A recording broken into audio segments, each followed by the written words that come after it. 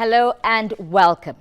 From being dubbed a dark continent amongst continents to being tagged a region on the move, Africa has evolved into a region of hope with enormous resources that present growth opportunities not only to herself but also to the rest of the world. This is Africa This Week and I'm your guide, Fadishola Shotingwa. We start off the day with earlier in the week. Welcome on board.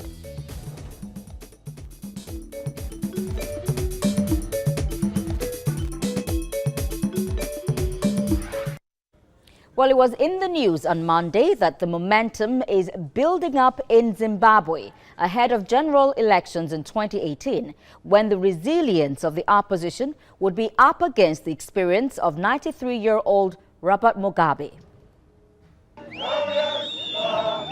Zimbabwe's main opposition leader, Morgan Tsvangirai, has reunited with his former allies to form a coalition aimed at ending President Robert Mugabe's nearly four-decade hold on power in next year's elections. At a rally in the capital on Saturday, the opposition Movement for Democratic Change leader told supporters he had agreed an alliance with former deputy Welshman Ncube and close aide Tendai Biti, as well as four other opposition factions to go against Mugabe's ZANU-PF party. Among the signatories is the Zimbabwe People First Party, led by war veteran and former diplomat Agrippa Mutambara. We need a legitimate government that is able to rally the whole country towards a more positive future than what has been happening. So we are not waiting. We are a political party. We are mobilizing and organizing and regrouping to make sure that we win the next election. If people are talking of divisions in MDC, what would you say what is happening in ZANU-PF? Those are not divisions. Those are earth-shaking breakaways. And so they want to equalize what is happening in ZANU-PF to MDC. Of course, as a party, we are a party that is so huge.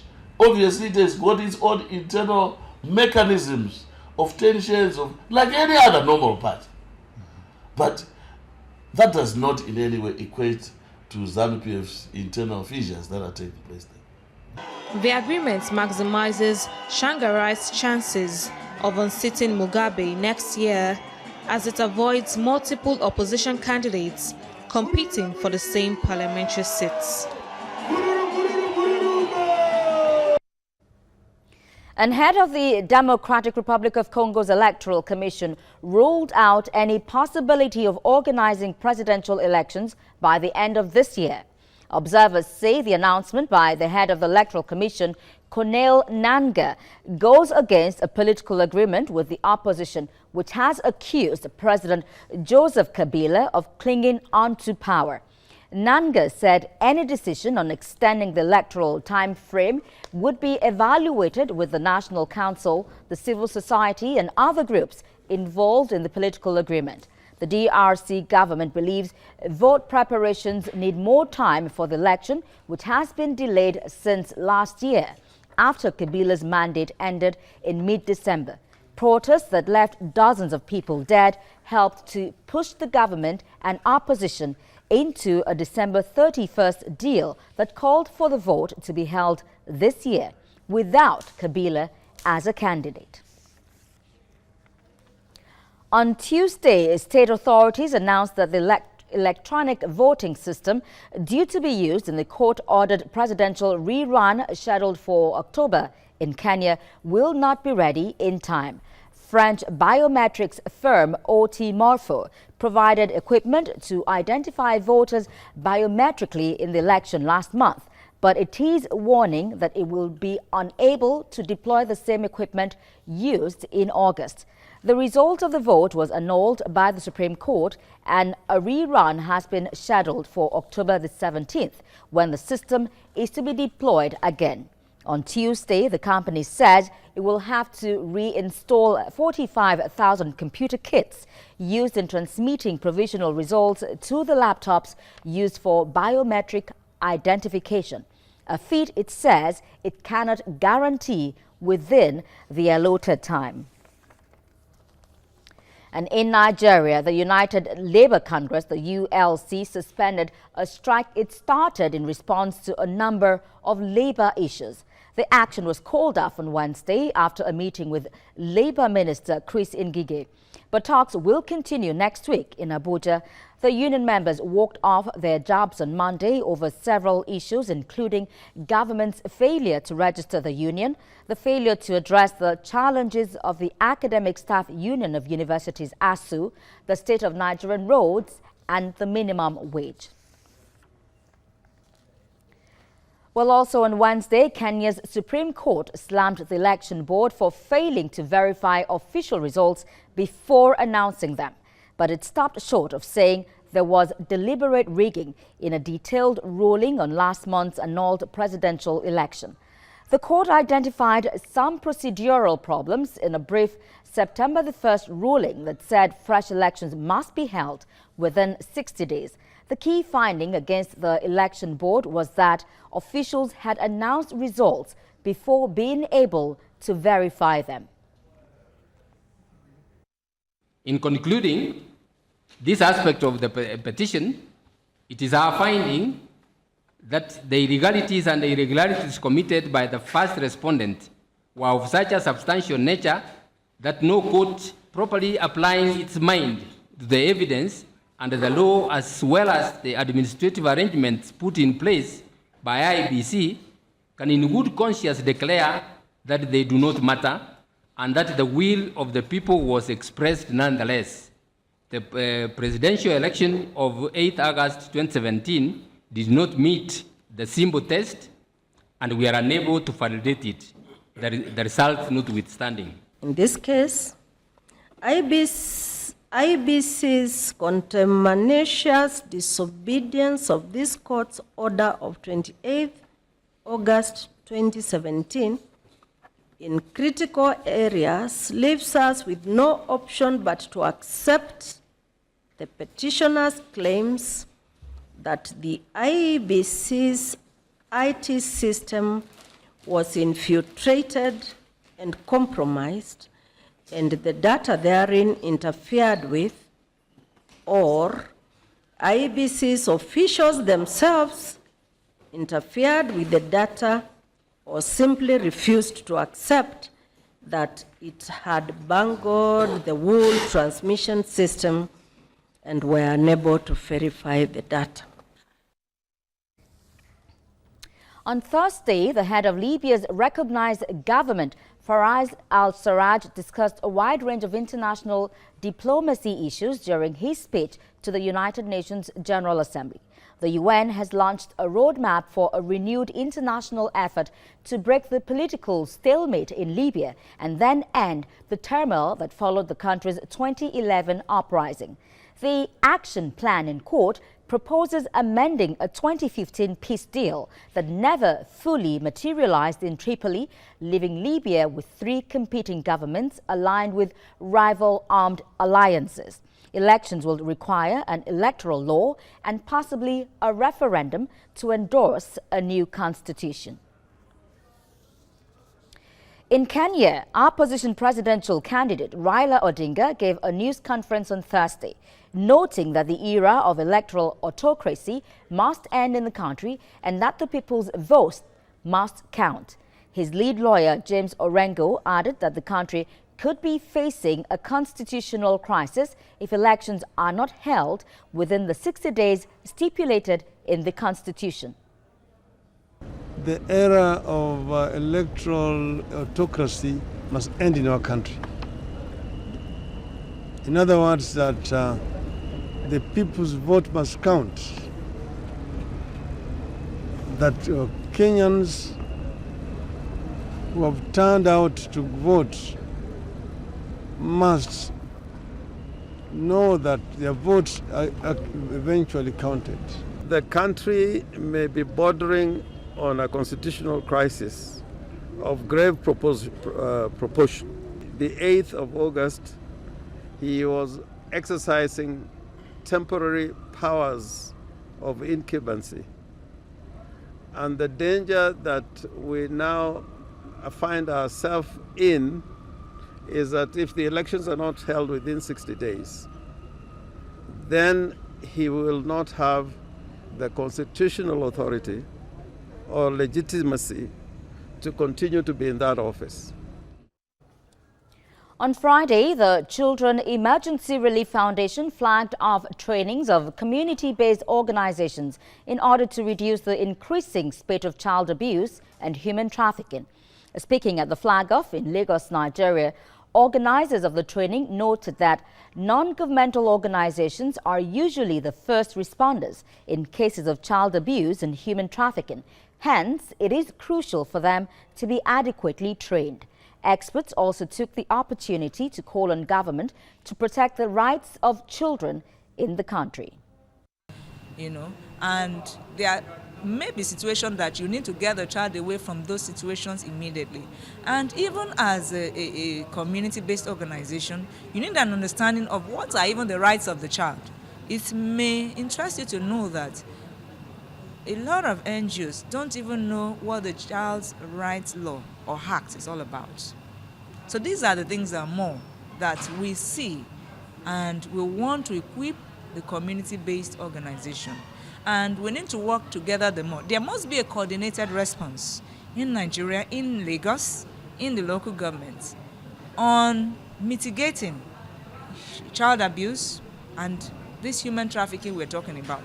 They're supposed to know about child abuse, how to prevent and how to identify and report. So it's very, very important. So these organizations that are here, once they are trained, they will go down to train their people at the community so that all of us will know how to take good care of our children, no matter how busy we are, because it's very, very important. Going by the nature of Lagos State, is like a melting point of Nigeria. Every day you have influx of people, and the more training you give, the better, so that everybody is aware and know that children have their own fundamental rights, which need to be protected. And with that, we have come to the end of Earlier in the Week. Up next is Digging Deep, and that will be after the break. Do stay with us.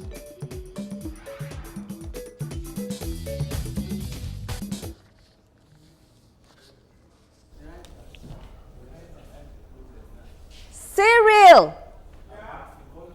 Indani! The one more page.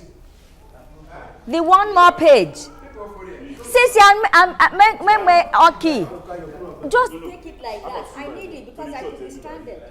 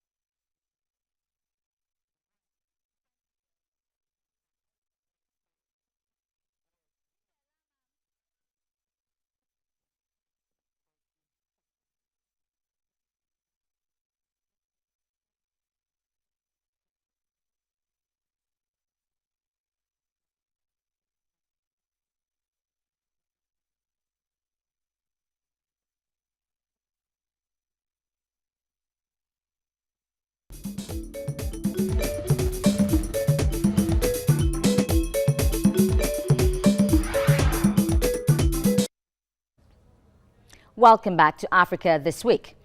It was that time of the year when the world virtually converges in one place as politics meets business, rhetorics inspire decisions, with bilateral handshakes extending towards smiling faces between deafening silence and rousing applause. Instituted in 1945, General Assembly is the biggest annual gathering of principal actors and global spectators, hoping to tackle humanity's greatest challenges, with African leaders not left out of the global equation for diplomatic interaction. Now, joining me in the studio to dig deep on Africa this week is Tosin Akonde, a lawyer and political analyst. Welcome to the program. Thank you. Thank you for being here. It's all right. Now, this year marked the 72nd United Nations General Assembly. What do you think is in it for Africa? Well, for Africa, the constant thing that's always been in it is that African nations, so far, at least as at the last 72nd GA, will continue to be receiver nations. We are not major players yet on the global world map. And it's just my sincere hope that an African leader of repute, the one that has the consciousness of the African people, will arise someday from any of the nations of Africa and help put Africa where it indeed belongs. Indeed belongs. Well, the theme for this year was and still remains focusing on people striving for peace and a decent life for all on a sustainable planet. How relevant is it going by recent developments in Africa? Well, as far as Africa is concerned, like I said earlier, you see, that defines our roles. We are not major players. So if you say how relevant is that theme to African nations, we will continue to implement only what has been done by the US of this world and so on and so forth. But if you ask, that question is more relevant for the US, for instance. You've seen President Macron of France appealing diplomatically, because I know in his closet he would be mad with Trump. So what's wrong with this guy? This decision wasn't taken by the US alone. It was the US, the G8, and so many other nations. And here is Donald Trump threatening to boycott. He has described that agreement with Iran as an embarrassment to the US. And indeed, he himself has become an embarrassment to the entire world. So these are the emerging issues, the evolving issues. Africa continues sadly to play the receiver. You know, look, for instance, I expect that with the kind of foreign policy we have as outlined in Section 19 of the Constitution of the Federal Republic of Nigeria, we should be talking about having meetings with representatives of countries like Russia, countries like China, countries like the US. You know, of course, we saw the headlines of most, the front page banners of most of the print media. And it might interest you that, as far as I am concerned, I'm not being unnecessarily critical of the president or our foreign policy. But I think the picture shows our president as soapy, shows him as more or less having an inferior stance, the body language to that of Donald Trump. It shouldn't be so. In diplomatic relations, countries should stand eyeball to eyeball, shoulder to shoulder. The president of Nigeria is no less in any reckoning with the president of the US, however big their country appears to loom large. So these are the germane issues. We were meeting Ghana by the sideline of the United Nations General Assembly, and we think that's an achievement. Ghana, that is next door neighbor. Next door to us. Okay, so that's no achievement. We're meeting countries like Jordan, and then they are giving us one or two kinds of assistance. I mean, it's all Bangladesh. Our foreign policy needs to be elevated to where it was in those days when Idi Agbon would say we'll ground the BA, and it will be grounded and nothing will happen. All right, what's your take on the UN's reaction to North Korea's ballistic missiles? Well, to the best of my knowledge, I need to be very open and honest. I haven't read up on the latest reactions of the United Nations, but I know for sure that Pyongyang has reacted. Venezuelan head of state has also rightly, in my humble opinion, reacted by describing Trump as the new face of Hitler in world politics. So, truth be told, diplomatically, this issue has to be resolved. China has to wade in. Russia has to wade in. The present stance, the present United, let me not say the US foreign policy. The Trumpist foreign policy needs to be, re-engineered, worked upon. I understood from, background research that his speech writers asked him that, dear President, sir, why not let's edit out some of this harsh language? He said, no, he wanted it that way. Exactly. So I won't describe what he said as the American foreign policy. And I hope the Russia, the China, and the Germanys of this world will see it in that light. This is a Trumpist ideal and not the American ideal. No. The question wasn't actually the US, but the UN. I said I'm not aware of the latest reaction of the UN. But then what really can the UN as a body do? You know the way the politics of the Committee of Nations goes. It's whatever those top five says, not really the UN. If the UN were... Is just sanctions enough? Yes, they should be. If they have placed sanctions, they should be. But then, if you place sanctions, you don't speak from both sides of the mouth like the UN appears to be doing over the years. Indeed. You don't speak sanctions, and then Russia independently or China on its own goes behind and begins to lend support. Then you say technically, whatever action you want to take is vetoed. So I am not aware of any sanctions so far. All right, what are your thoughts on the role of the United Nations in tackling the humanitarian crisis now and the famine in countries like South Sudan and the Central African Republic? Well, to be honest with you, they've done so much. There's the UN Commission on Refugees, the UNHCR, and so on and so forth. They've done a few things. It's just that the way it is in Africa, we've never complimented the efforts of the rest of the world. You know, for instance, at the African region, you heard Trump saying that they've done so much, but to stop, if you notice in his speech, I listened with rapt attention. He never said anything about Africa until he started talking about mass migration. Okay, so that is the relevant thing to him as far as Africa was concerned. They were sending in people and sending in people. Look, you people, we've given a lot of aids. Your government should be responsible enough to convert those aids, you know, into something meaningful for you. And indeed they should. So that is the problem. Africa has never lived up, has never complemented what the rest of the world are doing. Locally, let's bring it home. You heard what happened at the IDP camps, where bags of rice meant for people who are stressed, people who are displaced, people who are stranded, are being stolen. You know, so I mean, Africa is a laughable thing. So we hope somebody will just get up and get all these things together. There is a foreign policy for Nigeria on paper. I mentioned earlier section 19, which identifies Nigeria first, the ECOWAS sub-region next, the Africans before the world at large. But we are not doing it that way. Practically speaking, our leaders will go out, get stuff from the US, or we call them Uncle Sam. Specifically speaking, in foreign relations, US is called Uncle Sam. Because they have this uncle status for nearly all the nations of the world. So we go cap in hand, begging for instructions on what to do. It's not supposed to be so. Okay, now how should the United Nations General Assembly address issues like the human rights violations, the democratic governance, migration, terrorism, gender equality, and youth empowerment in Africa? What they have done so far over the last few years is what they only need to do better, because they've set up a lot of other agencies.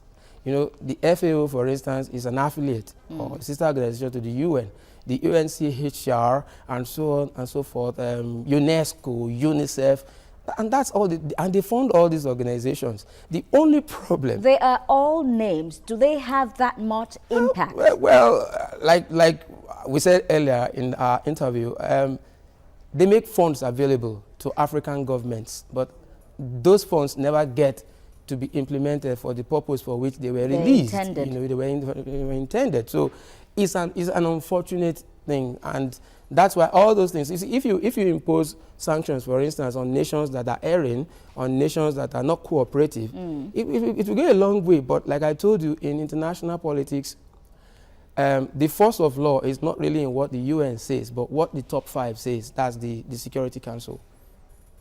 All right, now, what key areas should the United Nations focus on to achieve sustainable development in Africa?